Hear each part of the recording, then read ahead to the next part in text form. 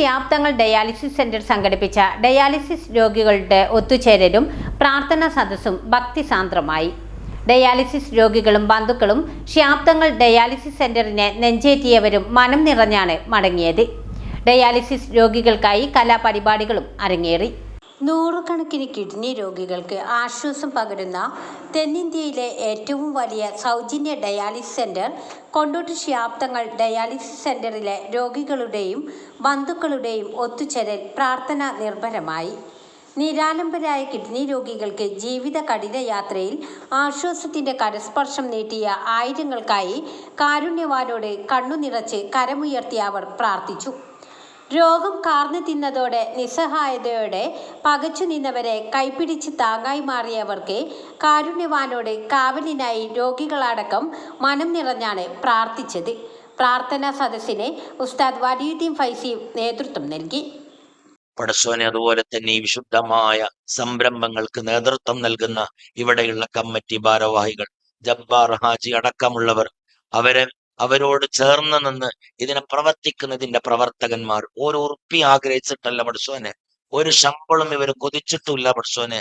കരുണക്കടല റബ്ബേ, നിന്റെ കയ്യിലുള്ള നിന്റെ അരികിലുള്ള തൃപ്തിയല്ലാതെ നീ തൃപ്തിപ്പെടണം റബ്ബേ, നീ സ്വീകരിക്കണമല്ല. ഇവരുടെ പ്രവർത്തനം നീ കബൂൽ ചെയ്യണം റബ്ബേ. ഇതിനൊരുപാട് പേര് സഹായിച്ചിട്ടുണ്ട് റബ്ബേ. 1000 രൂപ തന്നവരുണ്ട്, 2000 രൂപ തന്നവരുണ്ട്, 10 രൂപ എടുത്ത് തന്നവരുണ്ട്, ലക്ഷം തന്നവരുണ്ട്. പടച്ചോൻ എല്ലാവരുടെയും ഹലാലായ മുറാദുകളൊക്കെ നീ ഹാസിലാക്കണം റബ്ബേ. ഹലാലായ മുറാദ് ഹാസിലാക്കണം റബ്ബേ. ഹലാലായ മുറാദ് ഹാസിലാക്കണം റബ്ബേ. പടച്ചോനെ, അല്ലാഹുവേ, പാവങ്ങളെ സഹായിക്കാൻ, രോഗികളെ സഹായിക്കാൻ, കുടുംബത്തിനെ സഹായിക്കാൻ, ബന്ധുക്കളെ സഹായിക്കാനുള്ള ഹലാലായ സമ്പത്ത് ഞങ്ങളെ കൈകളിലേക്ക് നീ നിറച്ചു നൽകണം അല്ലാ. ഡയാലിസിസ് സെന്ററിൽ ഡയാലിസിസിന് വിധേയമായി കൊണ്ടിരിക്കുന്ന രോഗികളും അവരുടെ ബന്ധുക്കളും അടക്കം 1000-ലധികം പേർ ഒത്തുചേരലിൽ പങ്കാളികളായി. പരിപാടിക്ക് എത്തിയവർക്ക് കിഡ്നി രോഗത്തിലേക്ക് മനുഷ്യർ എത്തുന്ന രീതിയെ വരച്ചു കാണിക്കുന്ന മെഡിക്കൽ എക്സിബിഷനും മറ്റും പ്രദർശിപ്പിച്ചു. Medical exhibition Kondotty MLA TV Ibrahim ഉദ്ഘാടനം ചെയ്തു. ആരംഭ പ്രാർത്ഥനയ്ക്ക് KS ഇബ്രാഹിം മുസ്ലിയാർ നേതൃത്വം നൽകി. അബ്ദുസമദ് പൂക്കോട്ടൂർ മുഖ്യ പ്രഭാഷണം നടത്തി.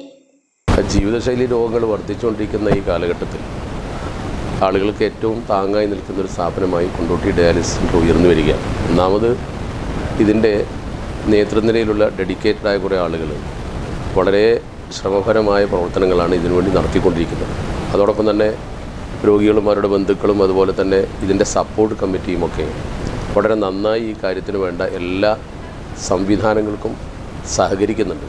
അവരെ സഹകരിപ്പിക്കാനും ഇത് നല്ല രീതിയിൽ മുന്നോട്ട് കൊണ്ടുപോകാനും ബഹുമാനപ്പെട്ട ജബ്ബാർ ഹാജിയുടെ നേതൃത്വത്തിൽ സാധിക്കുന്നു എന്നതാണ് ഇതിൻ്റെ ഏറ്റവും വലിയ പ്രത്യേകത. അതുകൊണ്ട് തന്നെ ഇന്ന് നമ്മുടെ സമൂഹത്തിൽ ഏറ്റവും ആവശ്യമുള്ള ഏറ്റവും ശ്രദ്ധേയമായൊരു ജനകീയ സംരംഭമായി കൊണ്ടോട്ടി ഡയാലിസിസ് സെൻ്റർ മാറുകയും അത് പ്രശസ്തമാവുകയും മാത്രമല്ല ചികിത്സയ്ക്ക് പുറമെ അതിന് മുന്നോടിയായി രോഗം കണ്ടെത്താനുള്ള ചില പ്രത്യേകമായ സംവിധാനങ്ങൾ കൂടി ഏർപ്പെടുത്തി പല ഭാഗങ്ങളിലും വാഹനങ്ങളുമായി എത്തി ആളുകളെ ബോധവൽക്കരിക്കുക, രോഗം വരാതിരിക്കാനുള്ള പ്രീക്കോഷൻസ് ജനങ്ങളെ കൊണ്ട് പറഞ്ഞ് മനസ്സിലാക്കി അവരെ അത് പൂർണ്ണമായി പാലിക്കാൻ തയ്യാറാക്കുക എന്നിത്യാദി കാര്യങ്ങളൊക്കെ സമൂഹത്തിൽ ഏറ്റവും കൂടുതൽ ഫലപ്രദമായൊരു കാര്യമായിട്ട് സമൂഹം ഏറ്റെടുത്തതുകൊണ്ടും അംഗീകാരം കിട്ടിയതുകൊണ്ടുമാണ് ഇത് നിങ്ങൾ ചോദിച്ച പോലെ ഏറ്റവും പ്രശസ്തമായ സ്ഥാപനമായി വളരാനുണ്ടായ അടിസ്ഥാനപരമായ കാരണം.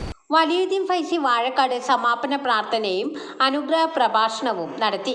Sayyid BSK Thangal, dialysis centre chairman PA Jabbar Haji, PKC Abdurahiman, Hanif Puthanathani, ഡയറക്ടർമാരായ M Abubakar Haji, Balathil Bapu, CT Muhammad, Rayankutty Neerad, PV Moosa, OP Kunjappu Haji, VP Siddique master, PV Ahammed Saju, PV Muhammad Ali, Moosa Fouladh, KT Abdurahiman, Beerankutty master, Thanikkal Kunjutty തുടങ്ങിയവർ സംസാരിച്ചു. ന്യൂസ് 10 കൊണ്ടോട്ടി.